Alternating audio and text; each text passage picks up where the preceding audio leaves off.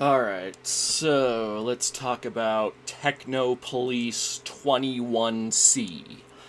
So, this is a Japanese movie from Toho, not Toei, Toho. Um, and let's see, directed by Masashi Matsumoto. Um, yeah. Um, so, I mean, from what I've seen from Toho's animated films so far, a lot more they're a lot more low quality compared to Toei. In fact, they almost pass as like TV movies, but they're actually theatrical. Actually, I mean, one of their movies was what's that one movie that um, what's that guy's name? Damn, I can't remember anything. Yeah, Osamu Tezuka. So that movie that he did, which was called, hold on,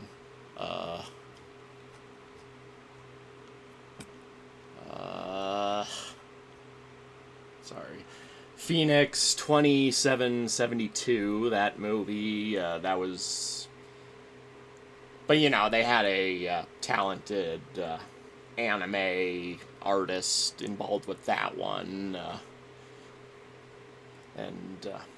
but yeah, otherwise, this company gives some pretty low quality anime, and most. I mean, so far I've seen, besides like Phoenix 2772 and what was the other one?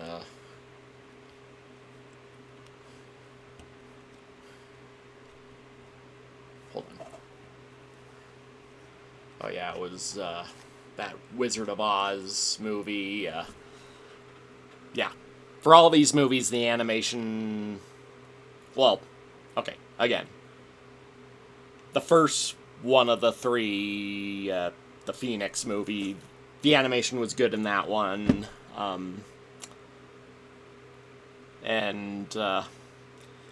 yeah, Phoenix had good animation, but terrible English voice acting. Wizard of Oz had, mediocre animation, but, decent voice acting. This one was basically mediocre in both departments. Actually, well, worse than mediocre in the voice acting department. And I will say, like, obviously, dubbing anime, especially like back in the early days, obviously wasn't easy. Because they didn't really have the technology back then that they have now to make it easier to sync up your voice and have the characters move their mouths to the right you know so yeah, obviously it's not even now, voice acting for anime isn't an easy thing, but I still think that even I could probably, well, I'll obviously, I have at least a little bit of experience with acting and voice acting, but,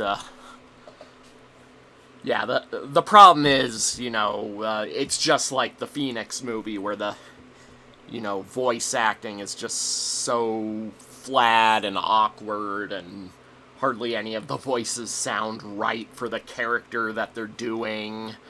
And it's really awkward sounding. They have terrible English. Yeah. Like a whole bunch of the English dub of this film. Well, it did kind of add a bit of an entertainment value for, like, the wrong reasons. yeah. It was very hilariously awkward.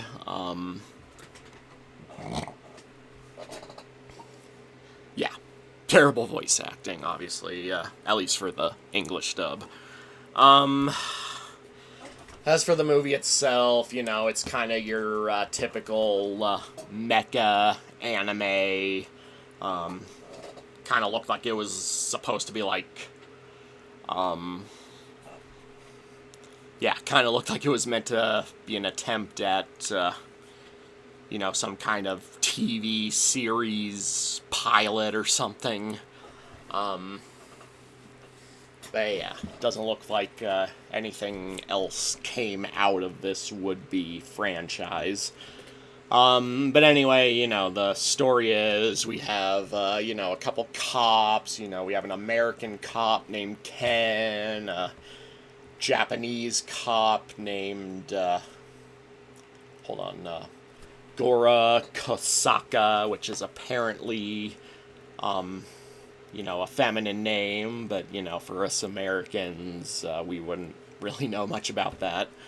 And then there's a girl named Eleanor. So, they're basically three cops from kind of around the world, I guess, or, well, Gora's from Japan. But yeah, the other two apparently are American, I think. Anyway, they're called into Sentinel City, where they're appointed with the Techno police. A police force that uses, like, robots. They control robots to capture criminals and all that. And meanwhile, there's a this powerful tank that's hijacked by a couple of thugs, and they're working for some secret, devious organization. So yeah, they steal the tank, and then, once the tank runs out of ammunition, it counts down to self-destruct, and then at one point the girl gets stuck in the tank. And yeah, that's the general basis of the story. I can't say there's really much to say story-wise. It's got kind of your typical mecha anime action. The characters are pretty generic. But you might get a little bit of entertainment from the awkward English voice acting. So yeah, I can't say there's really much to say about it otherwise. I can't think of anything really. It's just kind of a mediocre mecha movie with really hilariously awkward English dubbing. And yeah, again, the animation is pretty low quality. It looks more like a TV movie than an actual theatrical film, but it was released theatrically. So yeah, I think at the end of the day, there was a little bit of entertainment value to this, so, that redeems it just a little bit, but otherwise this was pretty mediocre. So yeah, I'm gonna go ahead and give this movie a 5 out of 10. And I wouldn't personally recommend it unless you're a fan of mecha anime or, really hilariously bad voice acting or anything. This was, pretty meh. So yeah, I guess, as usual, if there's anything else I feel I need to add, I'll put it in the comments. And I'm going to go ahead and leave it at that for now. Mash it and smash it, signing off.